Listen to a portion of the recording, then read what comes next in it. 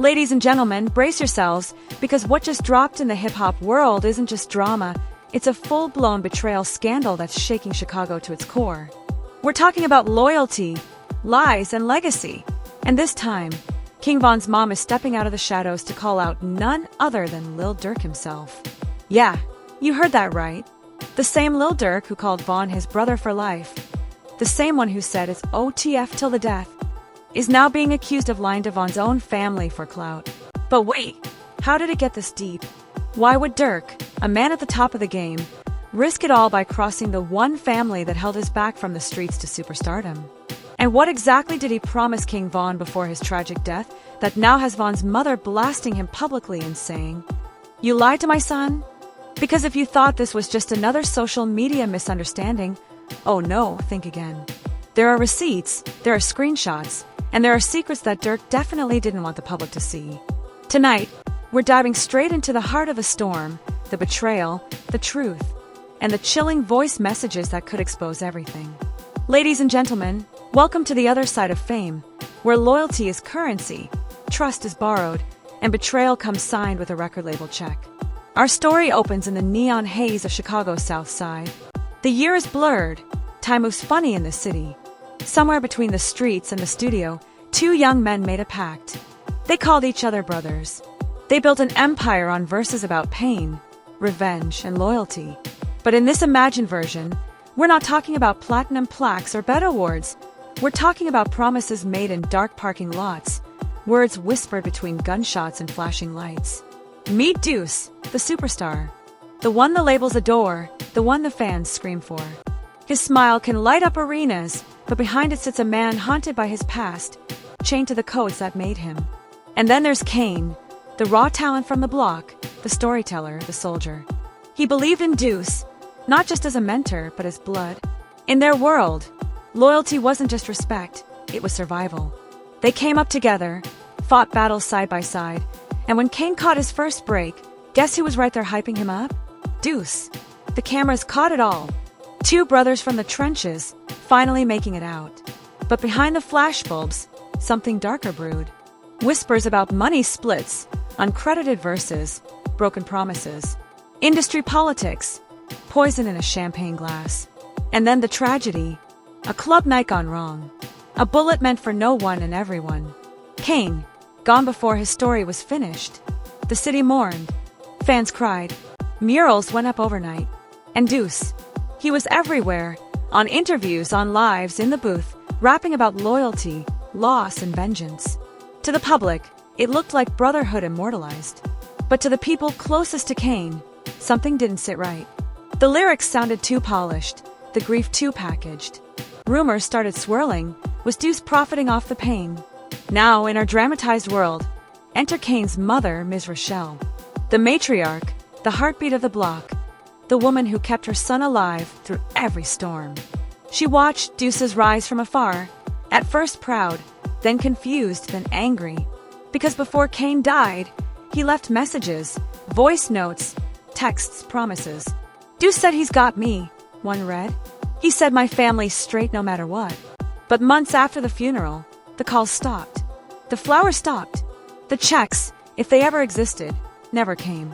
What came instead were press tours, merch lines, and a deluxe album dedicated to Kane's memory. Ms. Rochelle stayed quiet, at first. In this story, grief had her voice locked in silence. But silence can turn to thunder when truth is denied too long. One night, she gets a call from an anonymous source, someone from inside the label. The voice on the line is shaky, paranoid, whispering fast. "Miss R, I can't stay on long. But you need to know, the tribute album money, it didn't go where they said it did." Deuce signed new deals off her son's name. She hangs up, heart pounding. The words echo in her kitchen like ghosts, "Off your son's name." She opens social media, Deuce trending again, this time for a viral freestyle. His lyrics, "I kept my promises, even when they lied on me." The crowd goes wild. Comment sections flood with "Loyal for life" hashtags. But Ms. Rochelle sees something else. She sees coded guilt. She sees a performance. She sees a man rewriting history. And this is where the storm begins. In the following days, the whispers turn to waves. Fan pages start digging. Someone leaks screenshots, texts between Deuce and Kane from the week before the tragedy. They read like brotherhood carved in concrete. I got you. Whatever happens, your people straight. But another message, one never before seen, appears. From Deuce's assistant, dated the day after Kane's death. Label says we can't send anything until the estate clears. Estate, legal words, barriers, excuses. And as the leaks spread, Ms. Rochelle decides, enough is enough. She goes live, camera shaking, eyes red but voice steady. You say loyalty, she begins. You say for life. My son believed you. But where are you now? You lied to him. You lied to me. You lied to all of us. The clip explodes. Millions of views in hours. The algorithm loves pain when it rhymes. Deuce's camp stays silent. PR statements drafted, then deleted. His team says no comment. But the silence only feeds the fire. Fans start splitting sides. Team Deuce versus Team Kane. Old interviews get dissected like crime scenes. Who looked away first? Who flinched at Vaughn's, no, Kane's name? Every smirk becomes evidence. Every verse becomes confession. In this dramatized reality, blogs feast on the chaos. Did Deuce exploit his brother's death? Is Ms. Rochelle exposing the industry's dirty truth? Where did the tribute money go? Commenters dig up a video from years ago, Deuce joking about making pain profitable. The clip, harmless then, now sounds sinister. Memes flood timelines. Rap forums start calling for industry audits. Fans demand answers. But deep in a gated mansion outside Atlanta, Deuce sits alone. He scrolls through his mentions. His heart rate steady, his eyes cold. To him, this isn't betrayal, it's survival. They always forget who fed who, he mutters to no one. Still, guilt leaks through cracks even fame can't patch. He replays an old voicemail, Kane's voice laughing. Don't forget me when you're rich, bro. The line hits like a punch. He closes the phone, face unreadable. Meanwhile, Ms. Rochelle receives another message, this time a photo. It shows a contract, signed by both men, dated months before the tragedy. The header reads, Joint Venture Agreement, The Loyalty Project. And below Kane's signature, Deuce's. But the project was never released. The label shelved it after Kane's death. Or so they said. The image comes with a caption. They buried more than your son. She stares at the document, realization flooding in. This wasn't just broken promises. It was buried art, buried credit, buried legacy. Kane's voice, stolen and resold. And so she calls a lawyer. I want everything reopened, she says. Every contract, every royalty, every lie. The lawyer warns her. You're taking on giants, Ms. Rochelle. These labels don't play fair. Her response, neither did the streets. The war officially begins. Across social media, hashtags turn to movements. Hashtag Justice for Kane trends. Independent journalists start piecing the puzzle. A producer comes forward, claiming he recorded Kane's last session, and that Deuce ordered certain vocals removed. Deuce's camp denies it. Fabricated. Clout chasing. But the more they deny, the louder the world listens. Our fictional world has found its villain, whether true or not. And perception, especially online, is its own reality. As part 1 closes, Ms. Rochelle receives one final envelope slipped under her door. No return address. Inside, a flash drive. A note attached. You should hear what they never released. She plugs it in. The computer hums. A familiar voice fills the room. Kane, raw and unedited.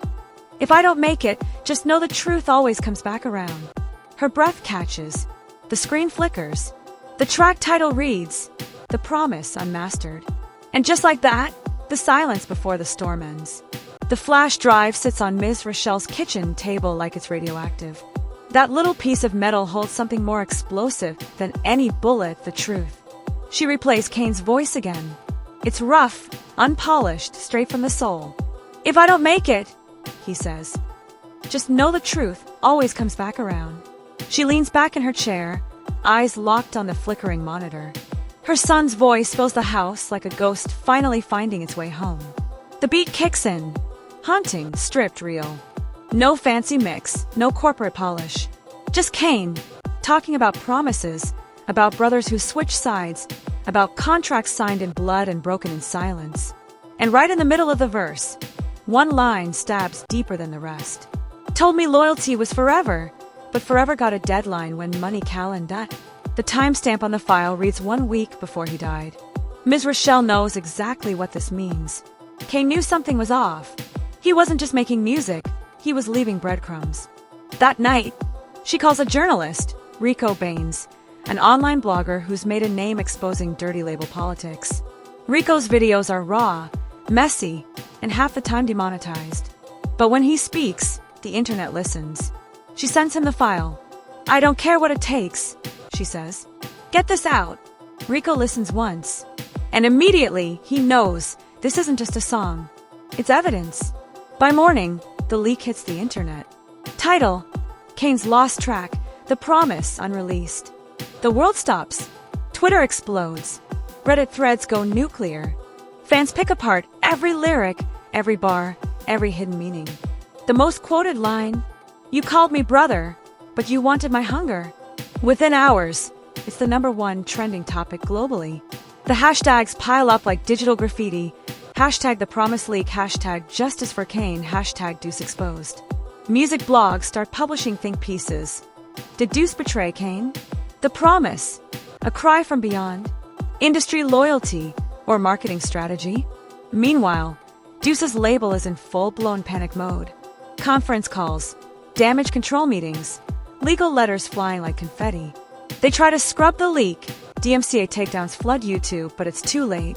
The internet's already cloned it 1,000 times. You can't delete the truth when millions are reposting it in real time.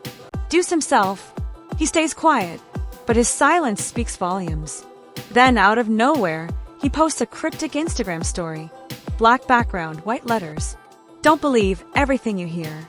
Real ones know what it is. No names. No apology. Just denial dressed in mystery. But fans aren't buying it. His comment section turns into a war zone. "Bro, if you didn't do him dirty, drop receipts. You used his name for streams. You said loyalty, but where's her check?" Even fellow artist starts up tweeting. A rival rapper posts, "Ain't nothing real about real when it's only real for promo." Suddenly, everyone wants to distance themselves from Deuce. Brand deals go on pause. Collaborations disappear overnight. His publicist quits. But Deuce isn't going down easy. He schedules a live interview, exclusive with one of the biggest entertainment networks. The host teases it online. Deuce finally breaks his silence. Tune in 8 p.m. Eastern Standard Time. The world waits. 8 p.m. hits.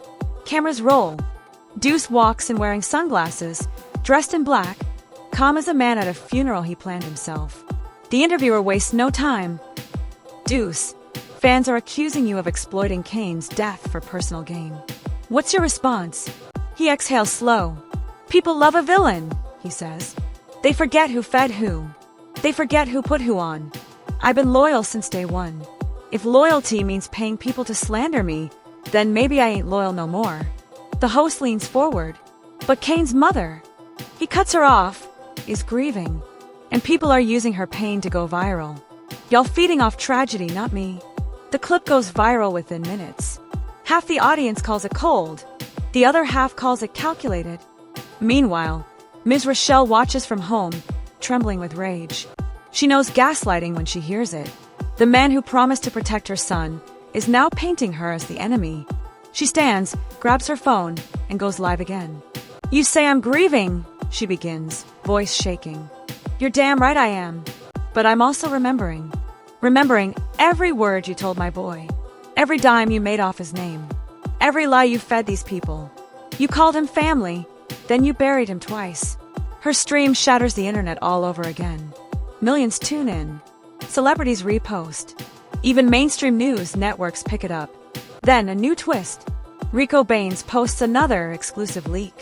This time, it's screenshots of emails between Deuce's manager and the label.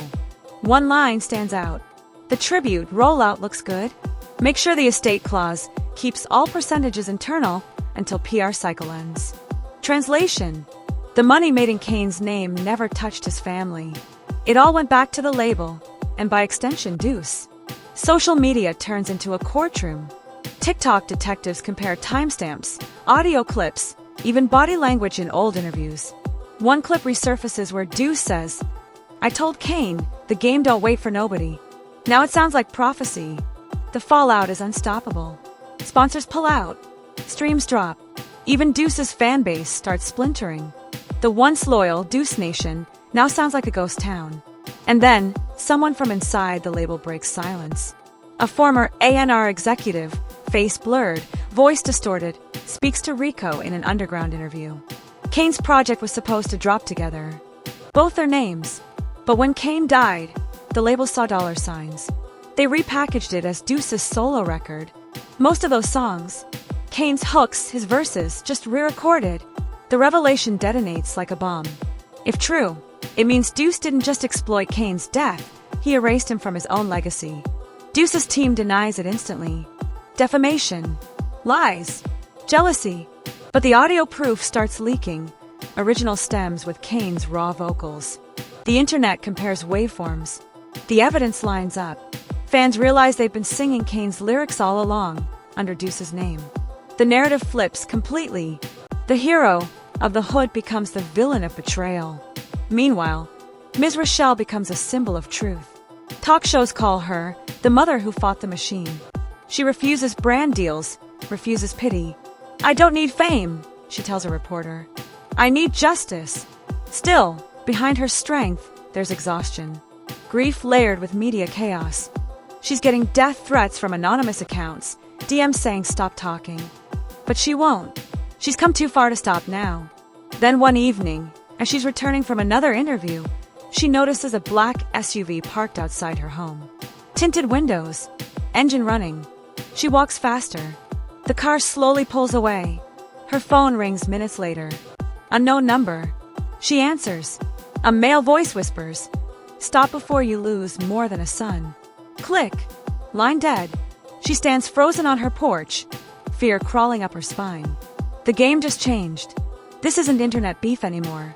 This is power protecting itself. That night, she calls Rico. "They're trying to scare me," she says. Rico pauses. "Then we must be close to something real." The next morning, Rico drops his biggest video yet. The Industry Files. What they don't want you to know about Kane. In the video, he lays out everything. Contracts, emails, audio comparisons. "This isn't about one artist," he says. "It's about how fame eats loyalty and spits out lies." The video racks up 10 million views in a day. Protests start outside the label headquarters. Fans show up holding signs. "Loyalty is dead. We want the promise." The Department of Commerce announces an independent audit of the label's accounting. Politicians tweet support for artists' rights. Suddenly, this story isn't just gossip, it's national news. And through it all, Deuce disappears. No posts, no sightings, just silence. Then, late one night, a mysterious video appears on Deuce's official channel. No title, no caption.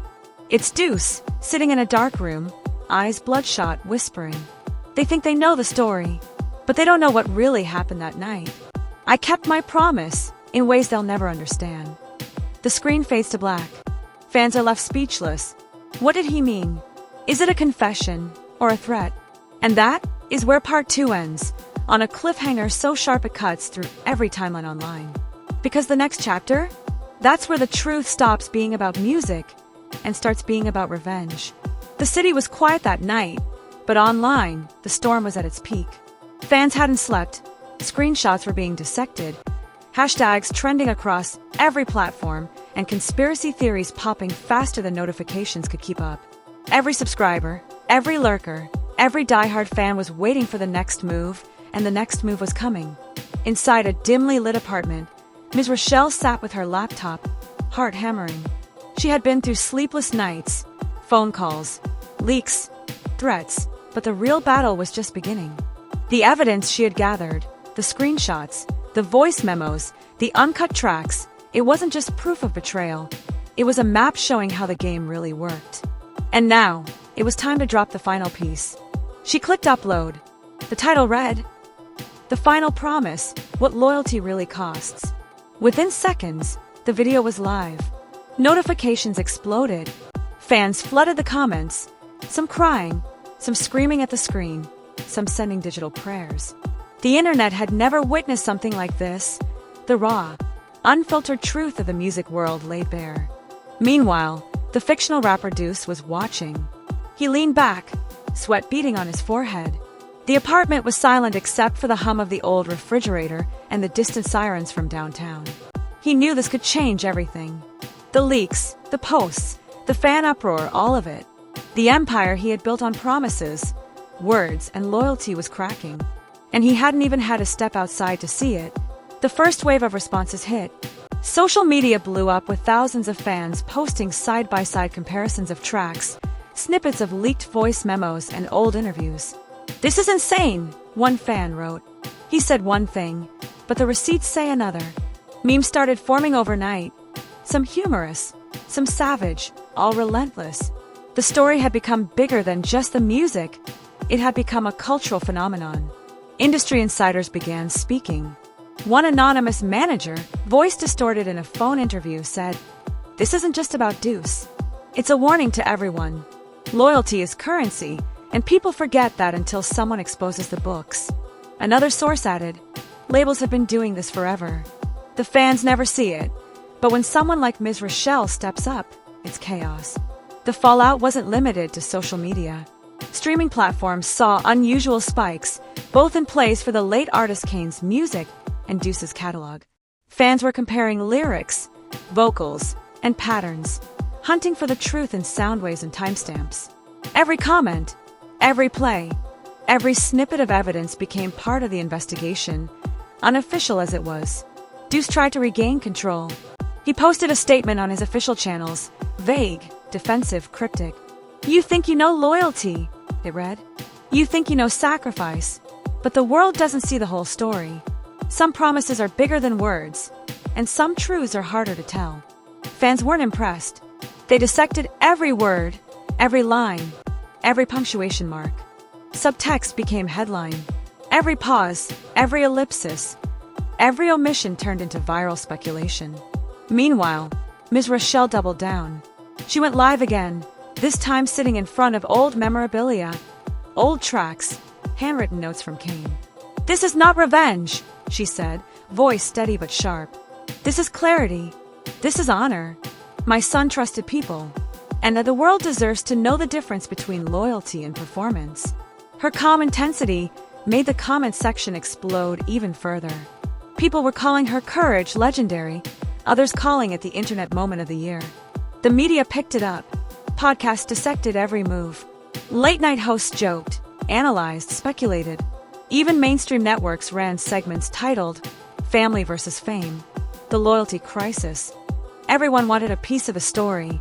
Every angle was analyzed, debated, and sensationalized. Then came the tipping point.